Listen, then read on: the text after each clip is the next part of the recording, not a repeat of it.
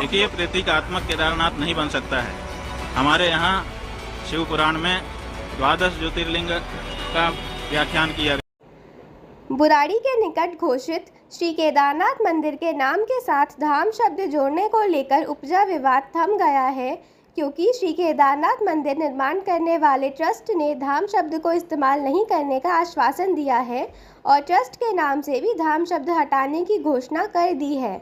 लेकिन केदारनाथ मंदिर निर्माण को लेकर दिल्ली में अब एक और नया विवाद सामने आ रहा है।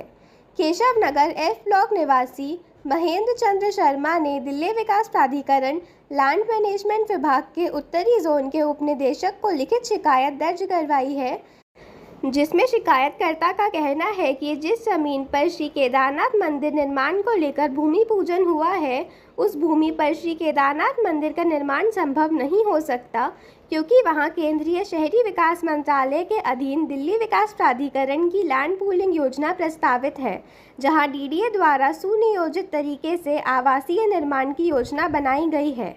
शिकायतकर्ता का कहना है कि ऐसे में लैंड पूलिंग योजना के लिए घोषित भूमि पर श्री केदारनाथ मंदिर का निर्माण नहीं किया जा सकता।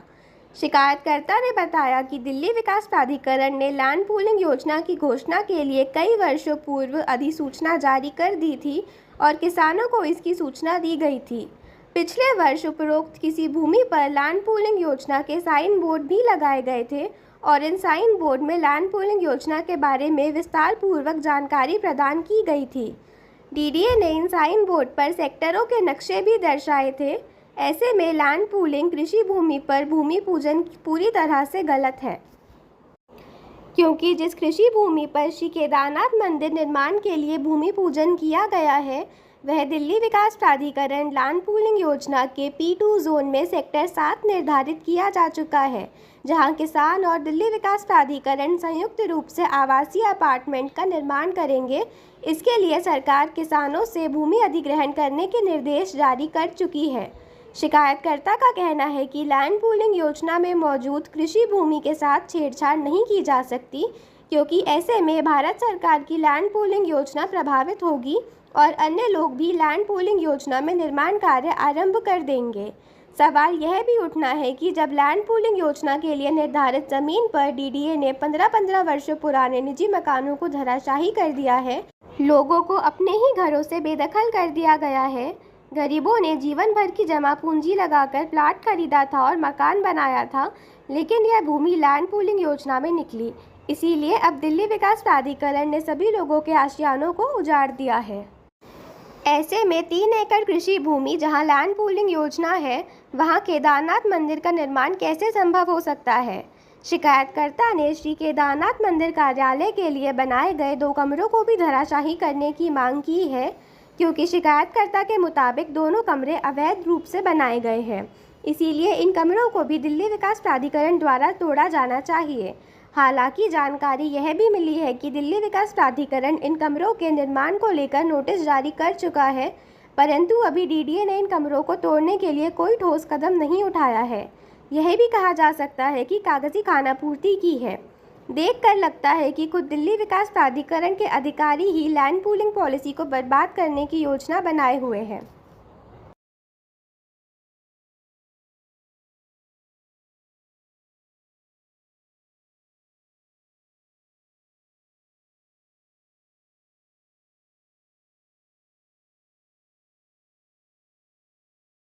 इसके पास कोई मुद्दा नहीं है और कांग्रेस मुद्दा विहीन है, इसलिए बेवजह के मुद्दों को तूल देती है, जबकि उसमें पहले ही कह दिया गया है कि जो केदारनाथ धाम है वो केवल केदारनाथ नहीं हो सकता है। मंदाकिनी सरस्वती के तट पर उसके बीच में जो हमारा धाम है, जहाँ पूरे देश दुनिया की आस्था है, वही धाम है। अन्य स्थानों पर मंदिर बनते रहेंगे।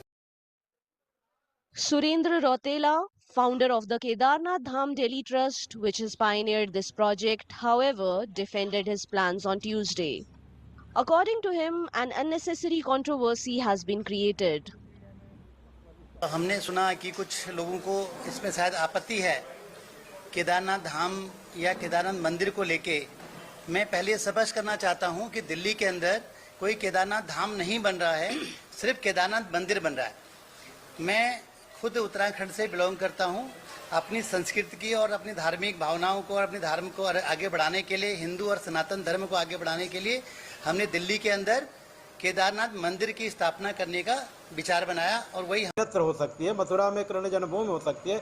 उसी तरह से जो 12 ज्योतिर्लिंगों का जहाँ जो पूर्व नियोजित स्थान है मुख्य रूप से केदारनाथ में, तो उसी तरह से ही वहाँ पे ही स्थापित रहने दिया जाए। उनके नाम पर में ये कहीं अन्य तरह से निर्माण ना किए जाएं।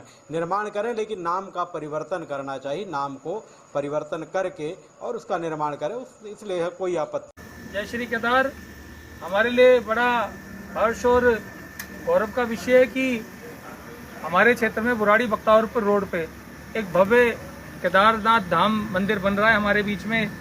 उस पूरे योजना को लेके जो इन्होंने जिसने सोचा भी और आज उसको मूर्त रूप देने की चिंता कर रहे हैं, ऐसे बड़े भाई सुरेंद्र रोतेला जी हैं। पूरी टीम यहाँ पर साथ में खड़ी है।